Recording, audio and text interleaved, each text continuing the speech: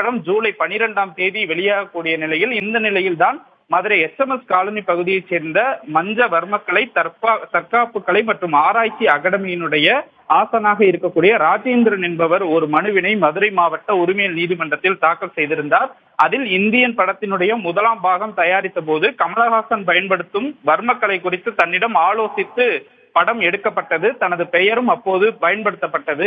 ஆனால் இந்தியன் 2ஆம் பாகத்தில் இது குறித்து இந்த வர்மக்களை பயன்படுத்த குறித்து என்னிடம் எந்த ஆலோசனையும் நடத்தவில்லை.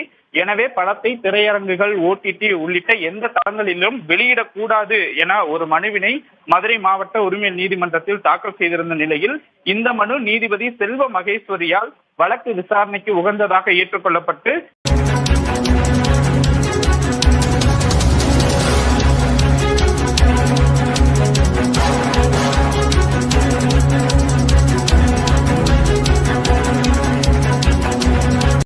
சென்னை பனையூரில் உள்ள தமிழக பாஜக தலைவர் அண்ணாமலை வீட்டின் முன்பாக கூடுதல் போலீசார் பாதுகாப்பு பணியில் ஈடுபட்டுள்ளனர்.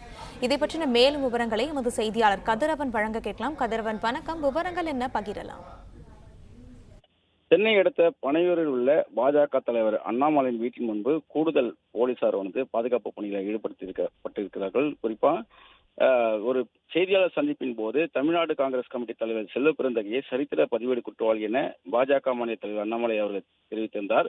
இந்த கருத்துக்கு செல்வ பெருந்தகை என் மீது எந்த காவல் நிலையத்தில் என்னென்ன வழக்குகள் இருக்கிறது என்பதனை அண்ணாமலை நிரூபிக்க வேண்டும் எனவும் கூறியிருந்தார். அதற்கு நேற்று காங்கிரஸ் கமிட்டி தலைவர் செல்வ பெருந்தகை இழிவுபடுத்தியதாக கூறி சென்னை முழுவதும் பல்வேறு இடங்களில் அண்ணாமலைக்கு எதிரான கண்டன ஆர்ப்பாட்டங்களில் ஈடுபட்டிருந்தனர். அதன் ஒரு பகுதியாக தான் தென் சென்னை மாவட்ட தலைவராக இருக்கக்கூடிய அடையா துரை அவர்கள் தலைமையில வீட்டை முற்றுகையிட்டு போராட்டத்தில் ஈடுபட அனுமதி கேட்டு தாம்பரம் காவல் ஆணையர் அலுவலகத்தில் ஒரு மனு அளிக்கப்பட்டிருந்ததாகவும், அதற்கு போலீசார் அனுமதி மறுத்த நிலையில அனுமதியை மீறி போராட்டத்தில் ஈடுபட உள்ளதாக கிடைத்த தகவலின் அடிப்படையில் முன்னெச்சரிக்கை நடவடிக்கையாக இந்த கூடுதல் போலீஸ் பாதுகாப்பானது போடப்படுவதாக தெரிவிக்கப்பட்டிருக்கிறது. எந்த விதமான அசம்பாவிதமும் நடைபெற வேண்டும் தடுப்பதற்காக இந்த முன்னெச்சரிக்கை நடவடிக்கை எடுக்கப்பட்டிருப்பதாகவும் காவல்துறை சார்பாக தெரிவிக்கப்பட்டிருக்கிறது.